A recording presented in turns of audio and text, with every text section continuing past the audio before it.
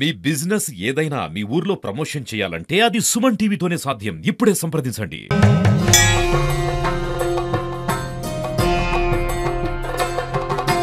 వివాహమైన స్త్రీలు అంటే సుమంగళిలుగా ఉన్నప్పుడు ఏవైనా ప్రాణాపాయ స్థితిలో ఉన్నప్పుడు పిల్లలు గాని భర్త గాని తిరుపతిలో గాని ధర్మపురిలో గాని రాజరాజేశ్వర స్వామిలో గాని అమ్మవారి క్షేత్రాల్లో గాని తలనీలాలు సమర్పిస్తా అని మొక్కుకుంటారు. అయితే సుమంగళిలకు నిండుగా మొత్తం గుండు చేసుకునే విధంగా తలనీలాలు ఎప్పుడూ సమర్పించకూడదు.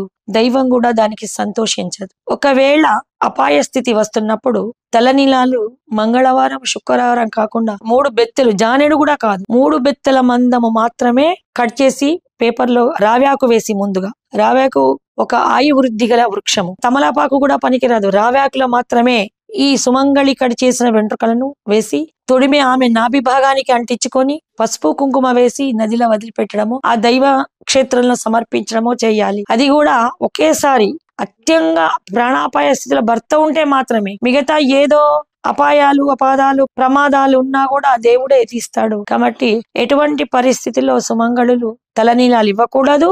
ఒకవేళ మొక్కులు చెల్లించాలంటే శుక్రవారం మంగళవారం చెల్లించకూడదు. ఇది జాగ్రత్తగా గుర్తించుకోవాలి. సుమంగళికి కేశ సంపదనే సౌభాగ్యం. అందుకని ఏ దేవతలు దేవుళ్ళు ఆ తలనీలాలను కోరుకోరు. మీరు చేసిన ఫలితం వృథా, ఇంకా అమంగళకరం కూడా. కాబట్టి చక్కగా ఉన్న ఎన్ని తక్కువ వెంట్రుకలున్నా సరే చక్కగా ప్రాతం వేళ జుట్టును దువ్వుకొని ఆ వెంట్రుకలు కింద పడకుండా చక్కగా చుట్టుకొని దాచిపెట్టుకోవాలి. వెంట్రుకలను అమ్మకూడదు, వెంట్రుకలను కాల్చకూడదు, వెంట్రుకలను పారేయకూడదు ఎక్కడ పడితే అక్కడ.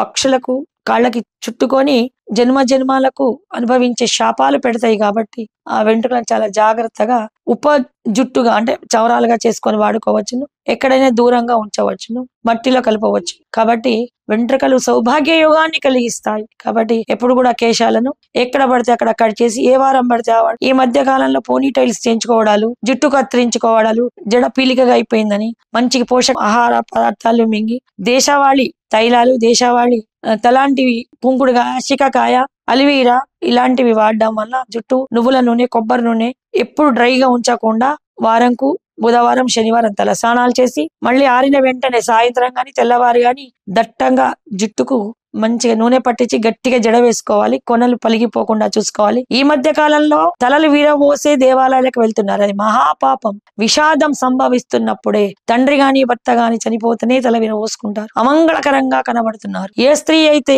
జడలు వేసుకోకుండా తలలు వీరబోసుకొని సంధ్య వేళల్లో ఫంక్షన్లలో కనబడుతున్నది, ఆమెకు భవిష్యత్తులో అమంగళకరమైన జీవితాన్ని అనుభవిస్తుందని సూచన. ఎప్పుడు కూడా వెంట్రుకలు విరబోసుకొని దేవాలయాలకు గాని ఫంక్షన్లకు గాని శుభ విషయాల్లో గాని వెళ్ళకూడదు. ఇది చాలా జాగ్రత్తగా ఉంచాలి. అది ఫ్యాషన్ కాదు. అందమైన వాళ్ళు సంస్కారవంతంతో కూడా అందంగా ఉండొచ్చు. అందం ఇప్పుడు శాశ్వతం కాదు.